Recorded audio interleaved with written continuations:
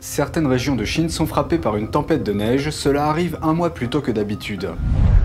Un film des studios Marvel qui a coûté 200 millions de dollars n'est pas sorti en Chine ce week-end en raison de remarques faites par sa réalisatrice il y a plusieurs années.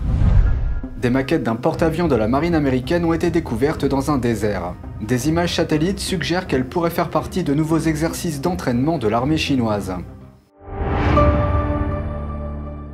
Bienvenue dans Regard sur la Chine, je suis Vladian Huitens. Les achats sous le coup de la panique se poursuivent en Chine suite à un avis du ministère du Commerce qui recommandait aux citoyens de faire des réserves de nourriture pour l'hiver. Dans de nombreuses régions de Chine, les habitants achètent avec frénésie des produits comme du porc, du riz et des légumes. Et les commerces ont du mal à répondre à la demande. Un certain nombre d'étagères de magasins sont vides ou presque vides. Les achats sous le coup de la panique ont atteint des niveaux impressionnants dans certaines régions, un peu comme ceux que l'on voit en de rares occasions pendant la période des soldes. Dans la province chinoise du Hebei, une horde d'habitants s'est précipitée dans un magasin à la seconde où celui-ci a ouvert ses portes. La scène était chaotique, les gens se poussaient, se bousculaient et criaient, certains ont trébuché et sont tombés. Suite à l'avis du ministère du Commerce, de nombreux citoyens se demandent si une pénurie alimentaire est imminente. Un média du Parti communiste chinois a publié un article de 12 000 mots énumérant les réalisations du chef du parti Xi Jinping. Cela se passe avant une importante réunion du Parti communiste chinois dont certains pensent qu'elle pourrait ouvrir la voie à un troisième mandat de 5 ans pour Xi Jinping. Toutefois, nombreux sont ceux qui remettent en question ces soi-disant réalisations. Le Parti communiste chinois a donné le coup d'envoi d'une importante réunion lundi. Les responsables du comité central du parti assistent à cette réunion en 4 parties. Elle se tient à Pékin à huis clos. Il s'agit d'une réunion clé pour la mise en place d'un nouveau groupe de hauts dirigeants du parti. Le chef du Parti communiste, Xi Jinping, vise un troisième mandat de 5 ans sans précédent. La réunion plénière devrait donner le ton de sa démarche. Un reportage publié dimanche par le radiodiffuseur français Radio France Internationale, ou RFI, affirme que le porte-parole du PCC tente de faire de Xi Jinping un dieu. Xinhua News a publié un long article ce week-end énumérant les réalisations de Xi Jinping au cours de ses 9 années de mandat. Mais le reportage a amené de nombreuses questions. Par exemple, Xinhua a fait l'éloge de la campagne anti-corruption de Xi Jinping, mais celle-ci est largement considérée comme un outil permettant à Xi d'éliminer ses ennemis au sein du parti. Le rapport de Xinhua énumère également les réalisations diplomatiques de Xi Jinping, citant Xi comme ayant déclaré, je cite, « Nos amis sont partout dans le monde ». Cependant, aux yeux de nombreux observateurs, le plus grand échec de l'administration de Xi Jinping a été l'isolement croissant de la Chine au sein de la communauté internationale. L'hommage de Xinhua à Xi Jinping utilise beaucoup de grands mots pour cimenter son culte de la personnalité. Un professionnel français des médias a commenté, je cite, « Xi Jinping est le soleil du monde, le sauveur de l'humanité, et personne ne s'en rend compte, qu'ils sont ingrats. » RFI a commenté, disant que ces médias placent tous les mérites sur une seule personne, ce qui est le principal signe qu'ils essaient d'en faire un dieu. Une tempête de neige précoce a balayé certaines parties du nord de la Chine pendant le week-end. Les autorités prévoient jusqu'à 30 cm de neige dans certaines régions. Des routes ont été fermées et des vols ont été annulés. Et le Service national de prévision météorologique de la Chine a émis son deuxième avertissement, le plus élevé. À Pékin, cette année, la neige est arrivée presque un mois plus tôt que prévu. Et les températures ont oscillé autour de -1 degré Celsius. La neige a entraîné la suspension de plus de 170 lignes de bus. Le blizzard a également touché les provinces voisines du Hebei et de Tianjin. Au moins 6 autres provinces sont également touchées. Au total, quelques 140 autoroutes ont été fermées. Le blizzard attire l'attention dans tout le pays. Sur le réseau social Weibo, le hashtag Première neige à Pékin a enregistré près de 1,2 milliard de vues. La neige et la chute des températures surviennent après une pénurie de charbon et un rationnement de l'électricité dans le nord-est de la Chine. On poursuit cette émission avec les controverses autour du dernier film des studios Marvel, juste après cette publicité.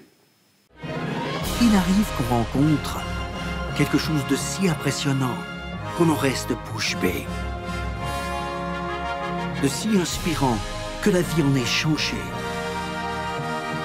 De si beau qu'on voudrait le voir continuer. Le jour où cela arrive est un moment à ne pas manquer. Shen Yun, tout nouveau programme chaque année.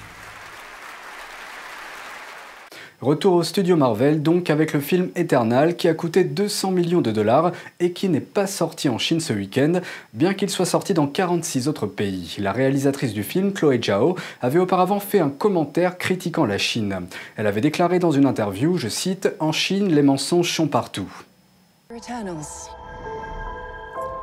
Le film de Disney est sorti en salle ce week-end aux États-Unis et dans les territoires internationaux. Cependant, il n'est pas sorti en Chine.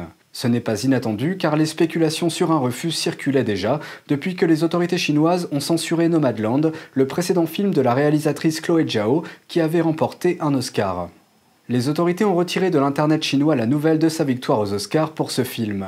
Cette mesure a été prise après que des internautes chinois ont déterré un commentaire de Zhao, vieux de 8 ans, dans lequel elle critiquait la Chine. Disney reste le studio le plus investi en Chine, et sans une sortie en Chine, le film pourrait potentiellement perdre des centaines de millions de dollars au box-office. La situation de Eternal suit un schéma familier pour les autorités chinoises, comme on l'a vu dans le dernier film de Marvel, Shang-Chi. Ce film n'est toujours pas sorti en Chine, même plusieurs semaines après sa première mondiale. Après que des enquêteurs en ligne en Chine ont déterré un commentaire vieux de plusieurs années, fait par l'acteur principal Simu Liu, qui disait que des gens étaient morts de faim en Chine.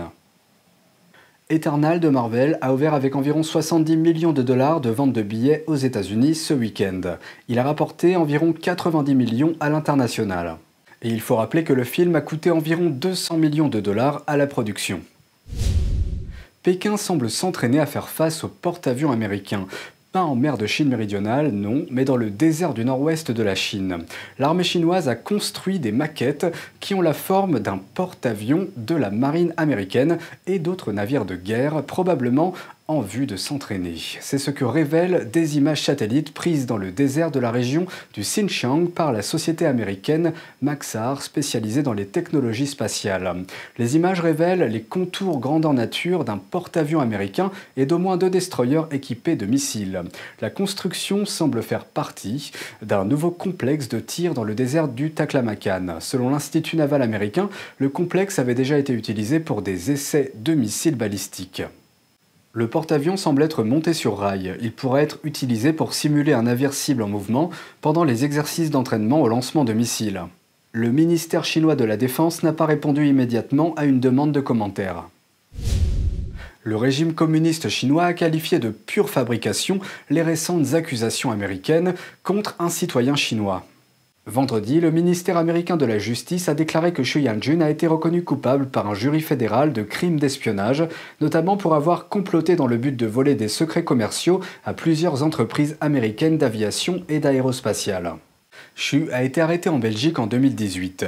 Il pourrait être le premier agent chinois extradé vers les États-Unis pour y être jugé.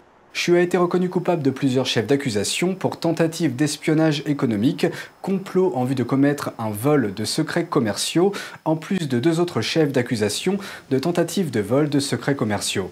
Xu risque une peine maximale de 60 ans de prison et des amendes totalisant plus de 5 millions de dollars. Il sera condamné par un juge du tribunal fédéral de district. Dès 2013, Xu a été accusé d'avoir utilisé de multiples pseudonymes pour pratiquer l'espionnage économique et voler des secrets commerciaux pour le compte de la Chine. Selon le communiqué, plusieurs entreprises américaines du secteur de l'aviation et de l'aérospatiale, dont GE Aviation, une unité de General Electric, étaient ses cibles. Un agent du FBI a déclaré fin octobre qu'en 2017, Xu avait apporté 200 photos de famille d'un ingénieur de GE Aviation lors de sa rencontre avec lui, afin de l'intimider pour qu'il devienne un espion. C'est tout pour aujourd'hui, merci d'avoir suivi Regard sur la Chine, on se retrouve demain pour une nouvelle émission, prenez soin de vous et à bientôt.